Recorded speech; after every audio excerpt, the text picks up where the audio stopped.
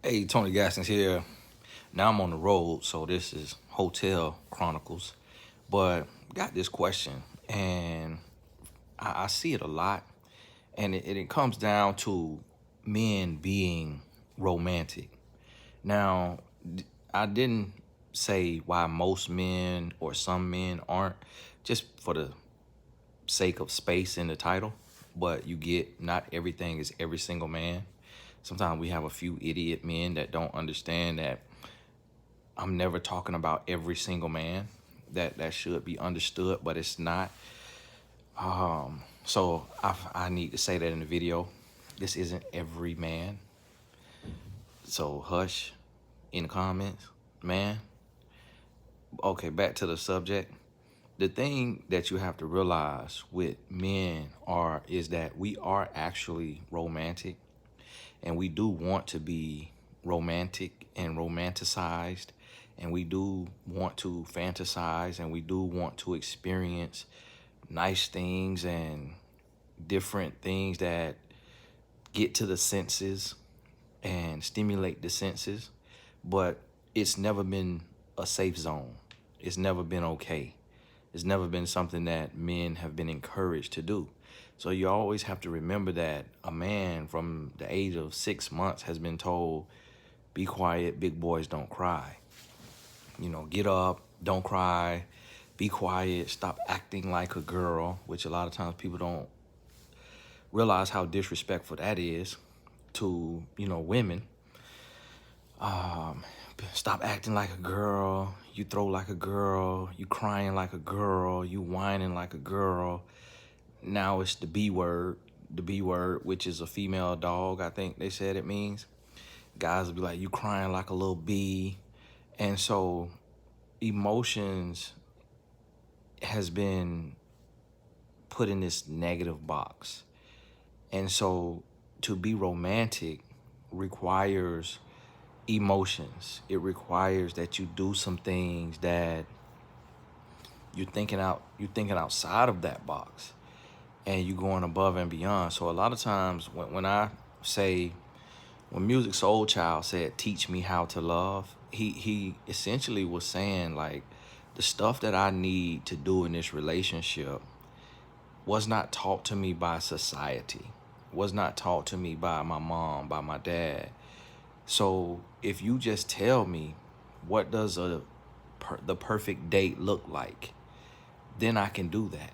If you tell me how to please you, what does that look like? And so this is something that couples fail at, because so many couples say, oh, I don't want to raise nobody. I can't tell you, if I had $1 for every time I heard a woman, I don't want to raise no man. It's not raising a man.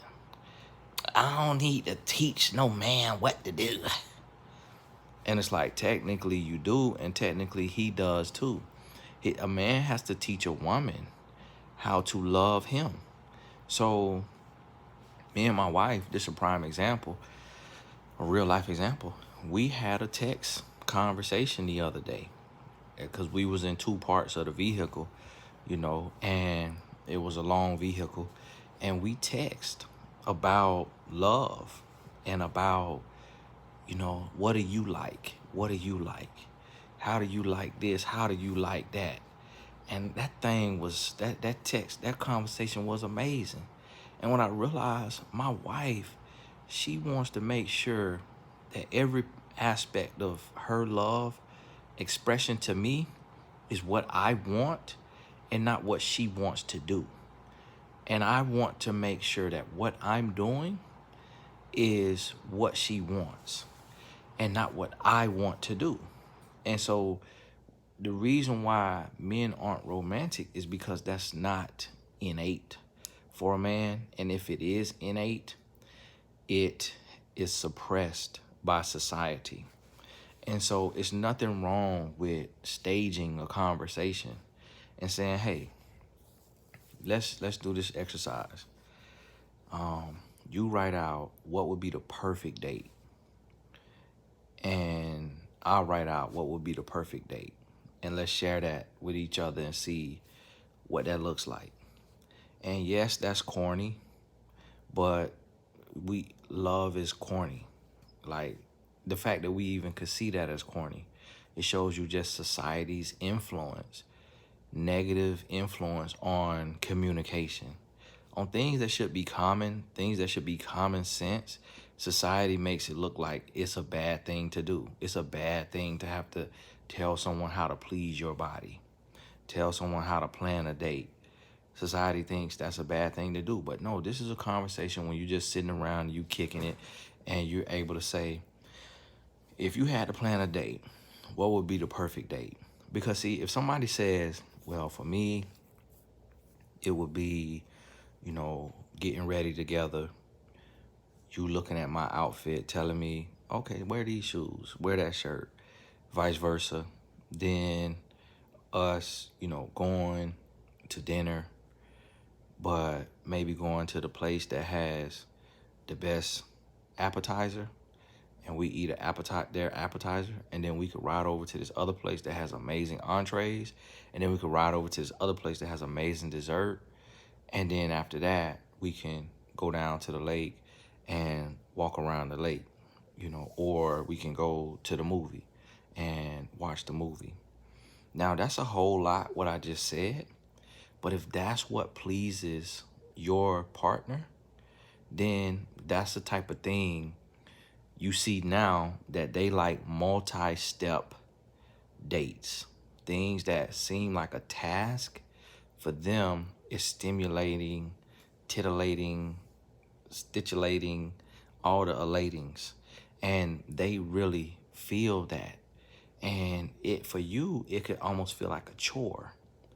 But when you see how giddy he or she is, when you see how giddy he is, and how he responds, and how much more intense his conversation is, that's going to give you the strength that you need to understand, like, okay, so he does like this. He does want to do these things, but I just got to go there.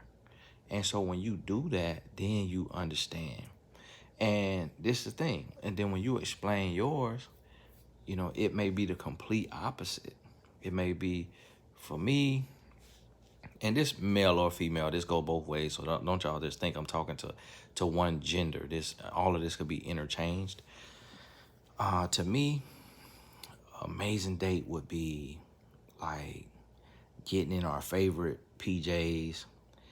pajamas at like 7 p.m. Like showering, getting our favorite PJs, one little hint of our favorite perfume and cologne, and making popcorn and finding a movie on Netflix or on demand that we haven't watched yet, and then having a dessert that we've picked up from the store, or that we order in, or that we make together.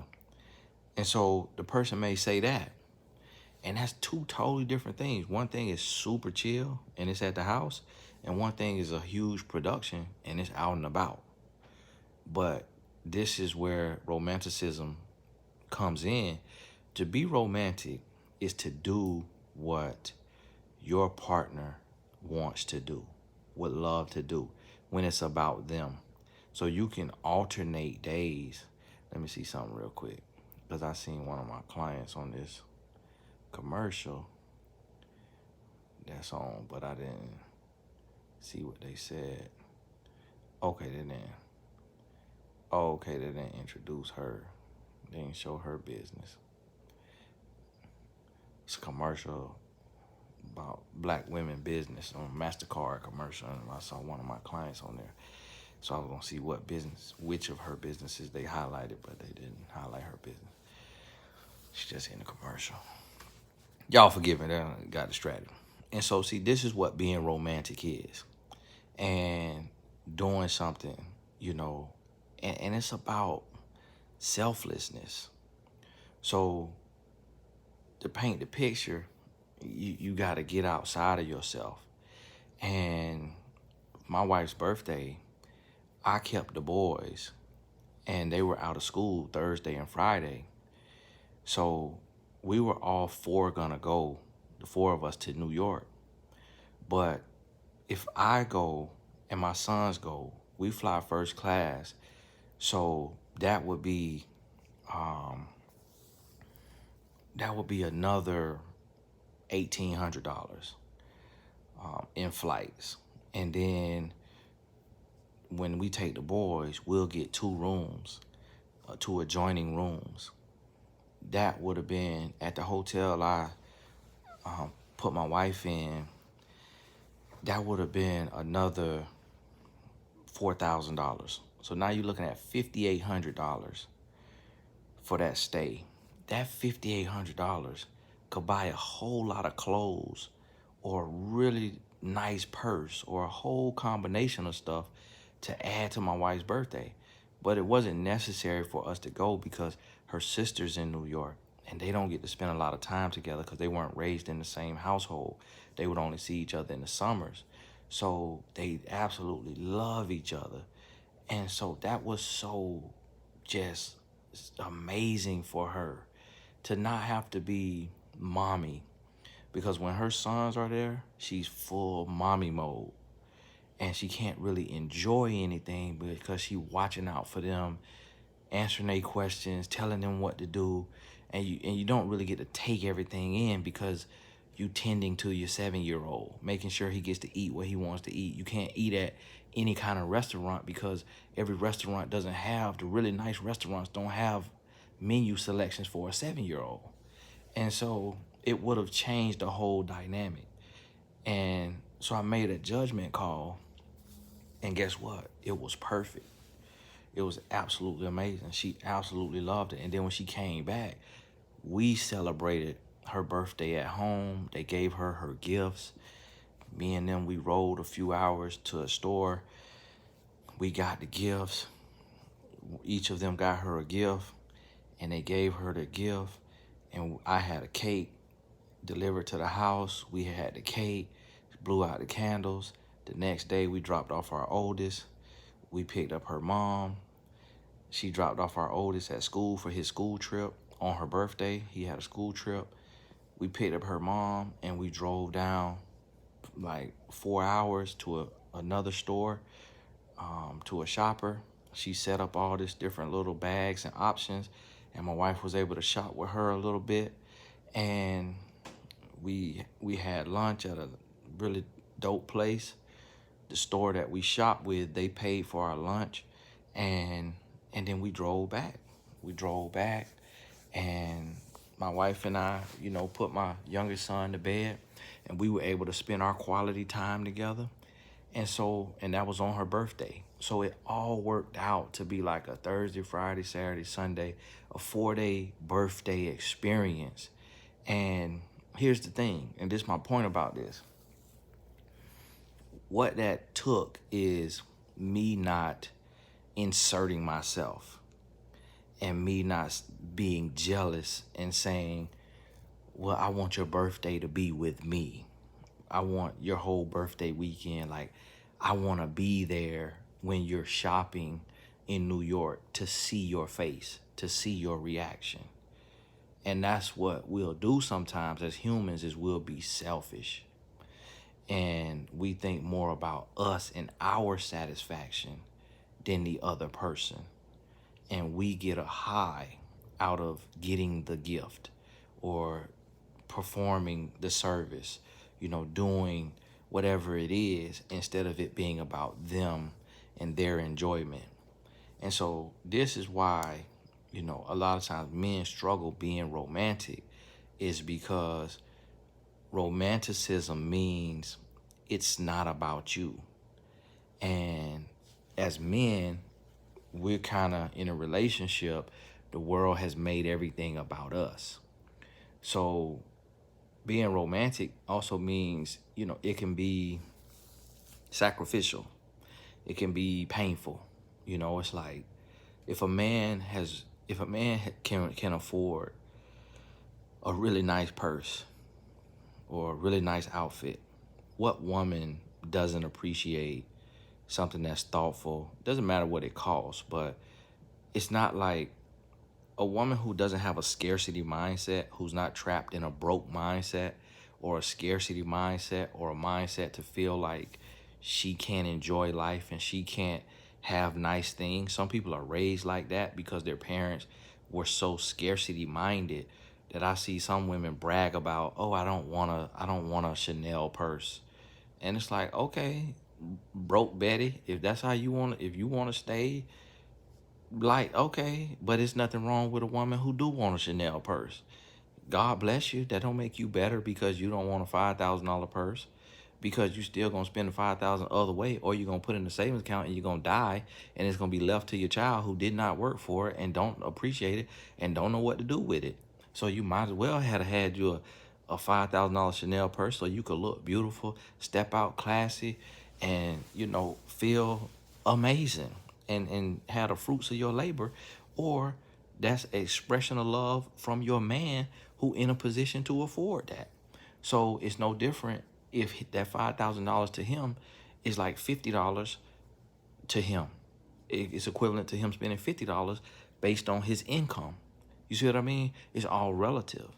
And so if so what a man has to do is go to the mindset of like, this will feel, if I get my woman this gift or this ring or this whatever, she'll be in the 1%. She'll be in the top 5%. Like, when she has this ring, not every woman will have the same ring. When she has this purse, this shirt, these shoes, not every woman will have the same thing. So she gets to feel exclusive. She gets to feel unique. She gets to feel separated, set apart. She gets to feel like a queen because she doesn't feel like a commoner in the sense of every woman has the same exact thing she has. But so what that man has to do, it takes a little extra thought. It takes a little extra service. It takes a little extra sacrifice. And so as men, we struggle with that because it's like, well, if I do that, it's going to spoil her. If I do that, then she's not going to want to. So a man thinks that if he does that, it's going to elevate her and it's going to make her look down on him. But what I found to be true is when you cater to your woman and when you separate her from other women, meaning that you go that extra mile.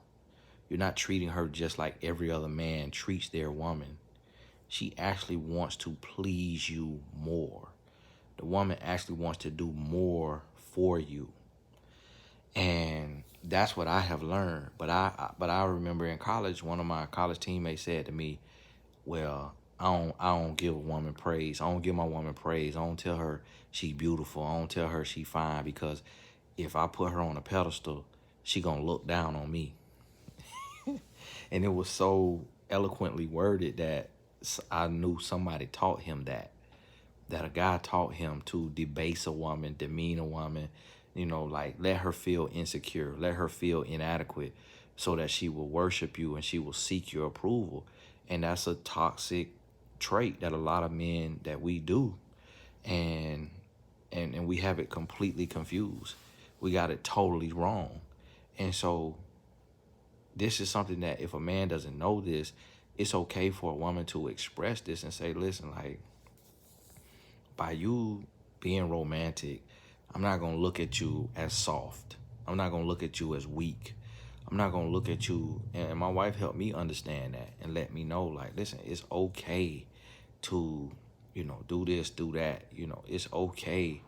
Like, you're not less of a man. You're more of a man.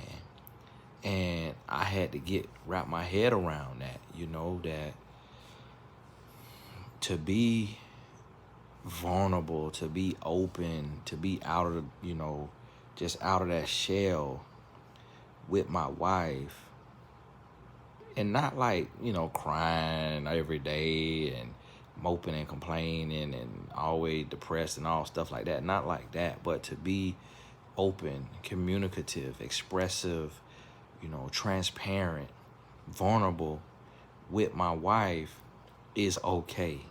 And that's the space I need to go to. That's the space I need to be in. And it makes her feel more involved, more loved, and it builds trust.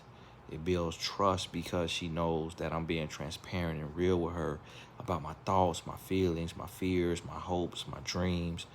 And that also is seen as romantic by a woman who is balanced and whole. Some women, I don't want no man expressing himself to me like a female. This is a woman who has bought into the narrative that women are less than men and that women are more emotional than men. She's bought into that. But if that was true, then God wouldn't have put the burden of a monthly period on a woman, the burden of carrying a child 9 months on a woman, the burden of giving birth to a child, the burden of breastfeeding a child. Like, those things are blessings and burdens at the same time, meaning that it's an honor to be able to produce life like that, but at the same time, it's not easy. And so that right there shows us that the woman is a weaker vessel in the Bible, meaning the man should take care and provide and respect and not try to dominate and coerce and control a woman, to treat her with honor and respect as the weaker vessel, as it's according to the Bible. But I think a lot of times we take that out of context and we think weaker means incapable. And that's not what it means, because a woman is very capable of living life and producing life and, you know, earning a living and managing a household, managing a company, building a brand. A woman is very capable. And so a lot of times, you know, women will reinforce society's narratives of, oh, if you cry in the movie, you soft. If you come to me talking about you stressed and all that, I can't trust you as no leader. That ain't no man to me. A man don't cry. A man don't, be all in his feelings. And I've heard women say that. And so what she don't realize is she creating a monster. And she is creating a man that's gonna curse her out, that's gonna put hands on her, that's gonna cheat on her, because she is reinforcing the narrative of shut up and dribble. Um, stop crying. Big boys don't cry. When a man may have his heart hurt, a man may be hurt by his friend, may be hurt by his parents. I talked to my wife about, being hurt by my parents, being hurt by my family. At certain times when I feel like they may be being inconsiderate of what I'm dealing with, what I'm going through, how much already on my shoulders. And they gimme. And my wife, she'll let me talk about that for an hour. She'll let me bring that up 3 times in one day. And every time she address it like it's the first time, because she know I need that. I need to fully process my thoughts and my feelings. Whereas just, oh, don't worry about it. Like, just don't even mention that no more. Don't say nothing else about that. Like, that ain't even, and just like brushing it off. She realized that's not the way to handle that. And so this what I mean is, like, you see both ways. I've seen both ways. For one, living with a woman, for the last 15 years. And then 2, dealing with 3 million, almost 3 million women online, as a voice online, and just kind of seeing the different mindsets I get to see and realize and understand. So, think about this. Really think about this and really process. This is why a lot of men aren't romantic. It's because society doesn't promote that. Society doesn't reinforce that. So society is not in favor of that. And so you have to take and create a safe space. You got to open it up in the relationship. You got to talk through it. You got to be expressive. And then, when you marry, I'm not saying doing all this for no boyfriend, but sometimes you got to be extra, as a woman too, because that shows the man, like, Like, look, this cool. And you get the man to tap into a different side of himself. So like when my wife, she'll make a big deal about my birthday, you know, she'll make a big deal about Father's Day. And it's like, I don't want that. And I be trying like, no, I don't want no gifts. No, I don't want this. No, you ain't got to do all that. And the reason why is because it make me feel mushy. It make my heart kind of warm. And it's like, as a man, that's not a comfortable space. That's not a space that you are allowed to go into based on society standards. So when on Father's Day, when I get breakfast in bed, you know, men used to getting up and going out to work to make a living. But when I get breakfast in bed and then I get a back massage and then I get a foot soaking and foot massage and I get a scalp massage and then I get lunch made, I get dinner made, you know, and I just get to have my way, it's really like king treatment. But we not kings in the literal sense, you know, and it's only one king in the areas where there could be kings. That country had one king. It ain't every man wasn't the king. And so the king got to do manicures and pedicures and oil and perfume and baths, and but the other men, they were dirty, nails dirty, they working, your average everyday man. And so that's the mindset that we are in as men.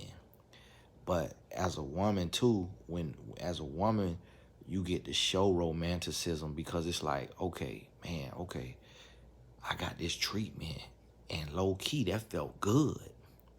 So won't she appreciate this same type of treatment? Like, won't she appreciate romanticism? And so sometimes you just have to pose that and say, okay, look, I'm gonna plan a date, you plan a date. And let's, you know, because I want to plan something for you based on what I feel, you know, you like. And I want you to plan something for me based on what you feel I like. But this after you've had a conversation of what you like. And this may be a month apart, 2 months apart, 3 months apart. And so this is what we have to do, because what I see is so many women ready to break up with a man because he's not romantic enough. That's not the answer. That's not the answer. Because typically when you meet a man and he just automatically romantic, that typically means he a dog. So you actually got a blessing when you got a man that he just so rough around the edges that he is not romantic. He just don't know how to be romantic, and then he have to learn in the relationship. He got to learn. Like when I met my wife, I was romantic, but that's because I was nasty. That's because I was a dog. So I try to tell women that, like, listen, we get to that point, you know, the wrong way sometimes. So, you know, my wife, she would mention how, like, I used to leave 3x5 cards from the door to the bedroom. Each card say something different, and with rose petals like a trail. You know, that's because I was a poet and because I was nasty. And so I had to, you feel me? And then I stopped doing that once I got her, once I got complacent. You see the downfall? But then I had to reset and realize, like, whoa, hold on now. You didn't, if you're not still doing the things that you did to get her, that means you played her. And if you want a healthy marriage, you can't play her. You got to keep doing what you did to get her. And not just doing the same thing, but you got to be extra. You got to keep getting better. So then I realized that about romanticism. So this video is titled, you know, why aren't men romantic? But it's actually a learning video too for men, not just an info video for women. And if you feel like it's a burden to have to communicate and express your needs and wants in a relationship, then you're not built for a relationship. Stay single. If you got to complain in the comments about what you don't want to do in a relationship, then just stay single and hush. And let the people who want to love. Love is not easy. Love is selfless. Love is sacrifice. Love takes a lot of work. It's a job that you cannot retire from. That's what love is. Look at what Jesus did on the cross. Let somebody slap you in the face.